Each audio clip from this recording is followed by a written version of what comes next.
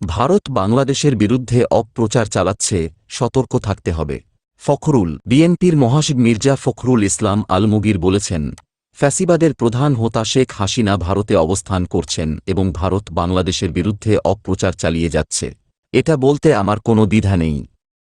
এ বিষয়ে সকলকে সতর্ক থাকা উচিত বলে আমি মনে করি।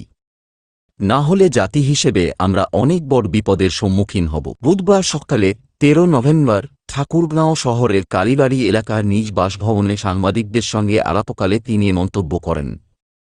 এর আগে ঠাকুরগাঁও জেলা বিএনপির কার্যালয়ের ভবন নির্মাণ কাজের উদ্বোধন করেন। মির্জা ফখরুল বলেন, এখন যে প্রবণতা শুরু হয়েছে বাংলাদেশের এই যে অর্জন, এই অর্জনকে ধ্বংস করে দেওয়ার জন্য সুনির্দিষ্টভাবে কিছু ব্যক্তি বা কিছু লোক চেষ্টা করছে। আমি এই ব্যাপারে সকলকে সতর্ক হওয়ার আহ্বান জানাব।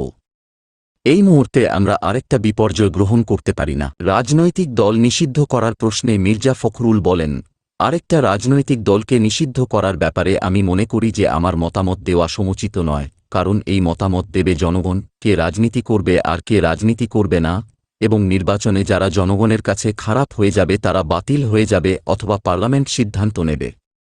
আমি গণতান্ত্রিক একজন ব্যক্তি।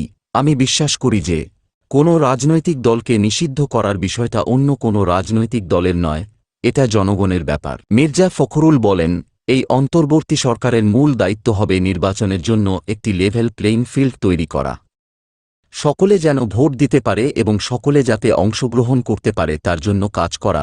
নিরপেক্ষ লোকজনকে নির্বাচনের জায়গাগুলোতে বসাতে হবে।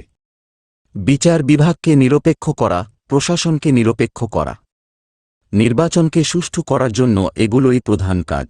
সংখ্যানুপাতিক হারে নির্বাচন প্রসঙ্গে মির্জা ফখরুল বলেন, আমরা রিজেক্ট করেছি, বাংলাদেশের প্রেক্ষাপটে সংখ্যানুপাতিক হারে নির্বাচন সম্ভব না। এ সময় ঠাকুরগাঁও জেলা বিএনপির সাধারণ সম্পাদক মির্জা ফয়সাল আমিন, অর্থ সম্পাদক শরীফুল ইসলাম শরীফসহ জেলা, উপজেলা বিএনপি ও সহযোগী সংগঠনের নেতৃবৃন্দরা উপস্থিত ছিলেন।